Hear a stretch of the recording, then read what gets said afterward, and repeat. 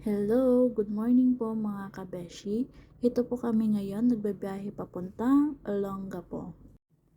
Ihahatid lang namin po pala itong aking anak ng aking auntie. Sa mga oras na ito ay ang aga-aga po namin nagbiyahe mga kabeshi. 4 pa lang po na umalis na kami ng Botolan. Tara po mga kabeshi at samahan niyo kaming bumiyahe papuntang Olongapo.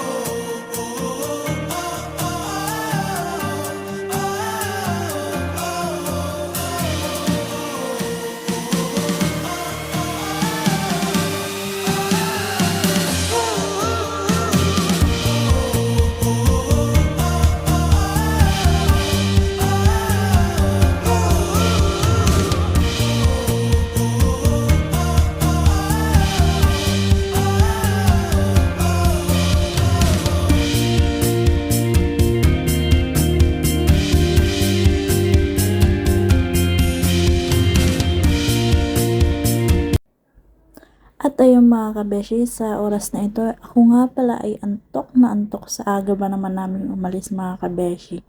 Sino ba naman hindi aantukin, di ba?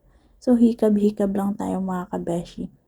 Shout out na nga din po pala sa mga taga Castillas na makakapanood nito at dumaan nga din po pala kami dito sa gasolinahan mga kabeshi at ayun po wala po silang unleaded. At yun nga po umalis na nga din po kami at madadaanan po dito ang new brand ng McDonald ng Castillejos mga kabeshi. At ito na nga po mga kabeshi, patuloy po tayo sa biyahe at pasubik na po kami mga kabeshi. So ayun, makikita nyo po dito yung arko ng Welcome to Subic.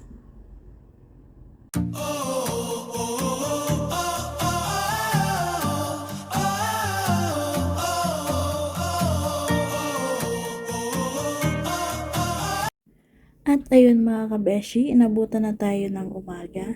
Ang oras na ito ay 6 PM na po mga kabeshi. So malapit na po kami sa Olongapo. At bago ko po i-end itong aking first time vlog, wag niyo pong kalimutan mag-subscribe and mag-like and share sa aking YouTube channel at sa aking page and TV vlogs. At yun lamang po. Maraming salamat!